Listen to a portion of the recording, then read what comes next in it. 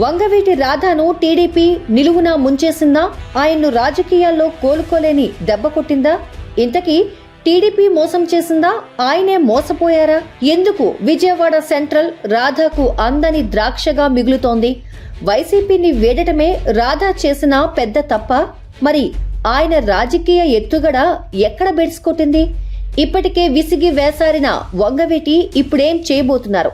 తిరిగి సొంత గూటికి చేరుకుంటారా లేక రాజకీయాలే వదిలేస్తారా?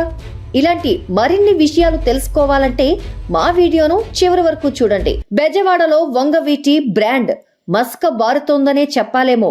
ఇక ఏపీలో తిరుగులేని అభిమాన గణాన్ని సొంతం చేసుకొని ఇప్పటికే తరగిపోని గౌరవాన్ని దక్కించుకున్న వంగవీటి మోహనరంగ కుమారుడు, ఇప్పటికే ఒకసారి ఎమ్మెల్యేగా గెలిచి ప్రజలకు సేవ చేసిన వ్యక్తి ఎన్నికల్లో ఎమ్మెల్యే టికెట్ కోసం పాకులాడే పరిస్థితి రావడం ఆశ్చర్యం కలిగిస్తోంది. మరి మొన్నటి వరకు విజయవాడ సెంట్రల్ నియోజకవర్గంలో టీడీపీ అభ్యర్థిగా వంగవీటి రాధ బరిలోకి దిగుతున్నాడని ప్రచారం జరిగింది.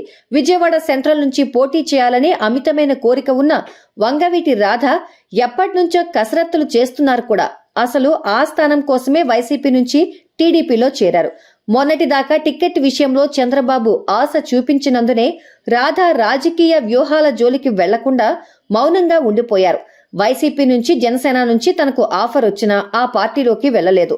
రాధా అనుచరులు వంగవీటి అభిమానులు కూడా ఈసారి సెంట్రల్ నుంచి రాధా కన్ఫర్మ్ అని ప్రచారాలు చేసుకున్నారు. తీరా టీడీపీ ఇప్పుడు ఆ టికెట్ ను బోండా ఉమకు కేటాయించడంతో రాధా దిక్కుతోచని స్థితిలో ఉండిపోయారు. తండ్రి నుంచి వచ్చిన వారసత్వం, రాష్ట్ర వ్యాప్తంగా తెచ్చిన గుర్తింపును రాధా సక్రమంగా వాడుకొని ఉంటే రాజకీయాల్లో ఈ పార్టీకి తిరుగులేని నేతగా ఎదిగేవారు. దుందుడుకు వైఖరి, తొందరపాటుతో అదృష్టాన్ని చేతులారా వదిలేసుకుంటారని ఆయన సన్నిహితులే చెబుతుంటారు.